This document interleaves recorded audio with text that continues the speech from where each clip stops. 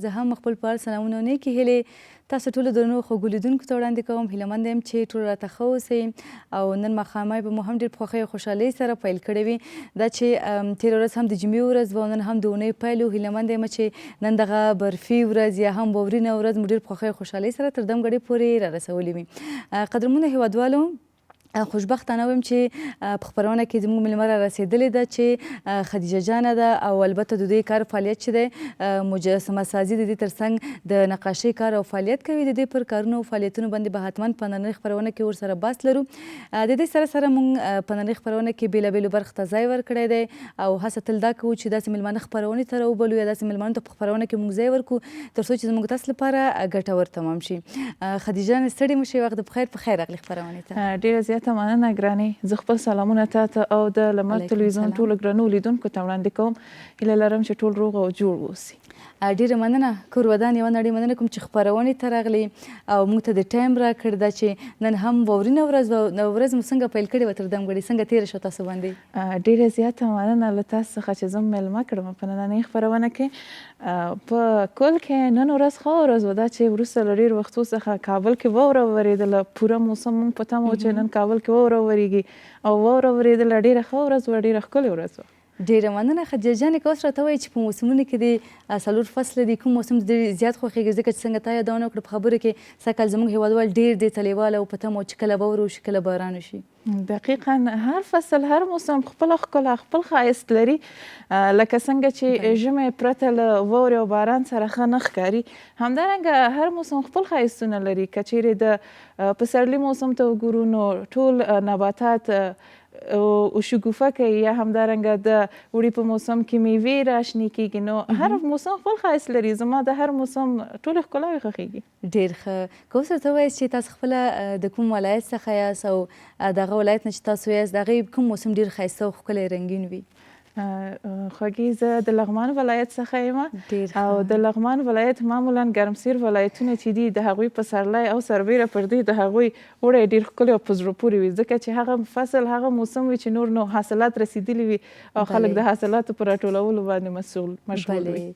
واقعا همداسې ده. بیا سمسور لغمان خو خدیجه خور مې تل داسې وي چې تل همداسې سرسبز او تازه وي. دقیقا همدې لپاره ورته شین لغمان وایي. شین لغمان وایي. بلې بلې، دقیقا دقیقا. قدرمنو هیوادوالو، خصوصا مشرقي خواته بیا ننګرهار شو، لغمان شریف شو، د چا خبره، نو دا همیشه هم داسې سرسبزه وي، تازه وي. بلې بلې.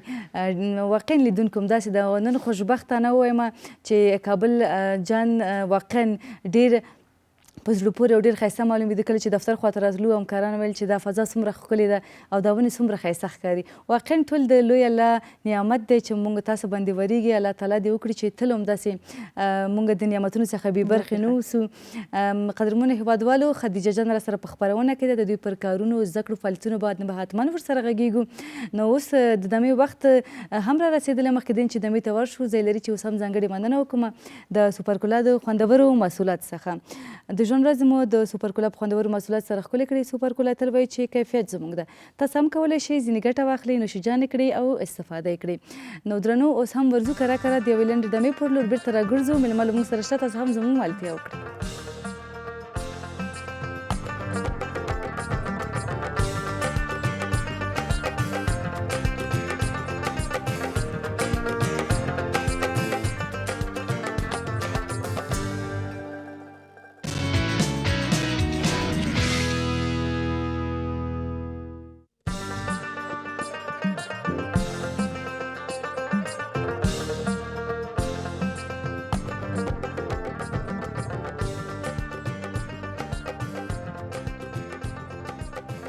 هرکلی دوستانو، بیا هم تاسو ته هرکلی وایم. په خیر راغلئ خپرونې ته. د خپرونې دوام دی. خپرونه راسره په ژوندۍ بڼه باندې لایف ګورئ. د لمر ماښام خپرونه ده او زموږ خپرونه هم تر 2 بجو پورې دوام لري.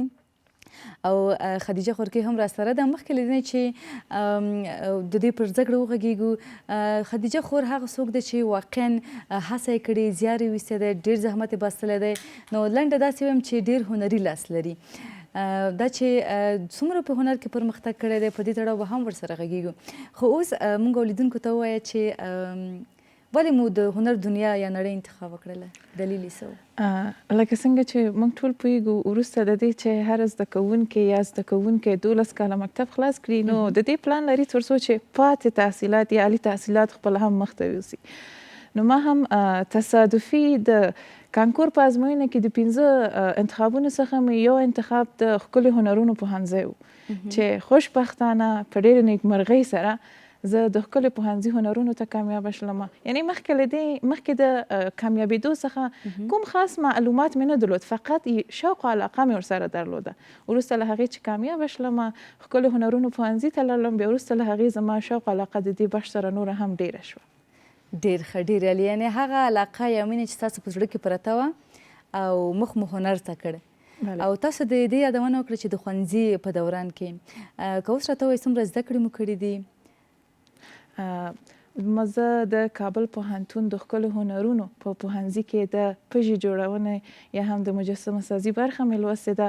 4 کاله مې په دې برخه کې زده کړې کړي دي او د دې تصمیم هم لرم چې لا نورې زده کړې هم په دې برخه کې وکړم. ډېر ښه، ډېر ښه. کله چې دې کار ته یا دې هنر ته تاسو مخه کړله، د کورنۍ چلند یا رویه یې له تاسو سره څنګه و؟ آیا تشویق یې کړې که نه ویلې چې دا پوهنځی څه کوي، هنرونو پوهنځی ته ټاکې، ولې نور پوهنځی، یا داسې انتقاد خو څه نه و په کور کې کورنۍ کې؟ برعکس په کورنۍ کې مې مور مې پلار مې په دې برخه کې زما ډېر زیات ملاتړ کړی. کله چې شاوخوا خپلوان خبر شول چې مجسمه سازي یا پژې جوړونې ته زه کامیابه شویم، نو دوی ویل چې دا برخه دلته په درد نه خوري، د دې کار ځای دلته دی. خو برعکس زما کورنۍ په ځانګړې توګه زما پلار زما ډېر زیات ملاتړ وکړ. ما ته ویل لورې هره برخه چې ته په سمه توګه ولولې، هره برخه کې چې ته زیار وباسې، کوښښ وکړې، بدون له شکه چې ته بریالي کیږې. دا برخه ناحقه نه ده جوړه شوې، حتما په ټولنه کې په جامعه کې هغې ته ضرورت شوی دی، حتما یو مهم او اړینه برخه ده چې شتون لري. نو څومره ښه چې ته د هغه کسانو له ډله څخه اوسې چې دې برخه کې زده کړې وکړې، دې برخه کې کار او فعالیت وکړې. نو زما کورنۍ زما ډېر زیات ملاتړ کړی. واقعا قدرمنو هیوادوالو، زه خو دا وایم چې تل په کورنیو کې د نجونو ملاتړ خصوصا پلارجان په کورنۍ کې ډېر کوي. واقعا زه په داسې کورنۍ یا داسې پلرونو باندې ویاړم، زموږ ویاړ دی، زموږ افتخار دی چې خپل اولاد تشویقي هره برخه کې چې هغې علاقه لري، مینه لري، تر څو چې هغه خپل هیلو ته ورسیږي. خدیجه جانې، که اوس راته ووایې چې هنرونه ټول مشکله دي، ځینې ورته داسې ګوري چې والا دا اسانه کار دی، څومره چې هغه دوستان پکې کار کوي یا مثلا تجربه لري، ښه بهتره پوهېږي چې څومره یو مشکل کار دی، ځکه چې ډېره حوصله غواړي. څومره حوصله دې ورسره وکړه خپل مسلک ته، خپل کار ته، خپل شوق ته، څومره زیار دې وویست تر څو چې خپلې هیلې ته ورسېدلې؟ ګرانې، لکه څنګه چې موږ پوهېږو هر کار په شوق او علاقه، په مشق او تمرین سره مخ ته ځي. یعنې یوازې شوق او علاقه کفایت نه کوي. دا چې وایي زه له دې برخې سره مینه لرم نه کفایت کوي. نه، یوازې مینه او علاقه کفایت نه کوي، د هغې تر څنګ ته باید مشق او تمرین وکړې. او ما په دې برخه کې ډېر مشق او تمرین کړی دی.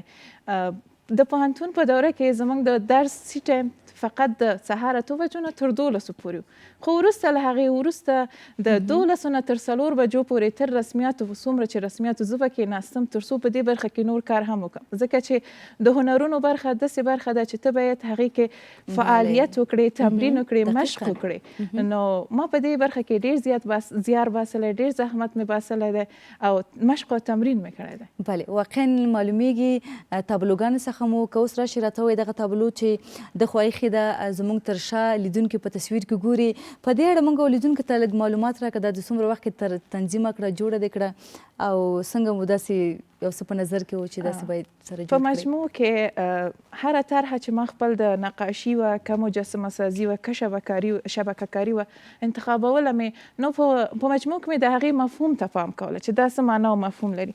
دا تابلو چې تاسو ګورئ، دې کار ته شبکه کاري وایي. دا چې طرحه موږ تختې ته انتقالوو، وروسته له هغې دا د یو ځانګړي ارې په واسطه چې هغه د ارې پل د یو ستنې په اندازه نازک دی، د هغې ارې په واسطه هر نقش جدا جدا موږ اره کوو. لکه څنګه چې تاسو د دې لیکنې ته ګورئ او چار طرفې چې کوم نقشونه ګورئ، دا هر یوې دانه دانه ما د ارې په واسطه اره کړي دي.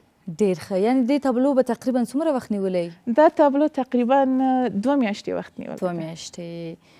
ډیره ښکلې ډیره ښایسته او راځه د خوا لیدونکي به ګوري تصویر کې چې د خوا هم بله تابلو ایښې دې ته زما پاند چې مجسمه کاري وایي په دې اړه هم موږ لیدونکو ته معلومات راکړه چې دا مو څه ډول سره تنظیم کړی دا چې ده لکه څنګه چې تاسو یادونه وکړه دا ریلیف مجسمه یا نیمه برجسته مجسمه ده یو درې بودي مجسمې دي چې تاسو کولی شئ د هغې چار طرف وګورئ خو دا ریلیف مجسمه ده یوازې یو مخې نه تاسو کولی شئ چې وګورئ د دې د جوړولو مراحل مختلف دي په لومړي قدم کې موږ اصلي او اساسي طرحه خپل اخلو د موم پر مخ باندې هغه انتقالو موم کې ځکه چې هغه راحت شکل اخیستلی شي هغې ته راحت شکل ورکولی شو موم باندې چې شکل ورکړ بیا وروسته د هغې د ګچ قالب ترې اخلو بیا د ګچ د قالب څخه وروسته موږ فایبر ګلاس یو ډول نور مواد دي چې دا مختلفو موادو نه پکې استفاده کوئ مختلف مراحل مختلف مواد لري او دا چې تاسو ګورئ دا وروستۍ مرحله ده چې دې ته فایبر ګلاس وي بیا هر رنګ څخه مو چې غوښتل استفاده وکړو ترې ګټه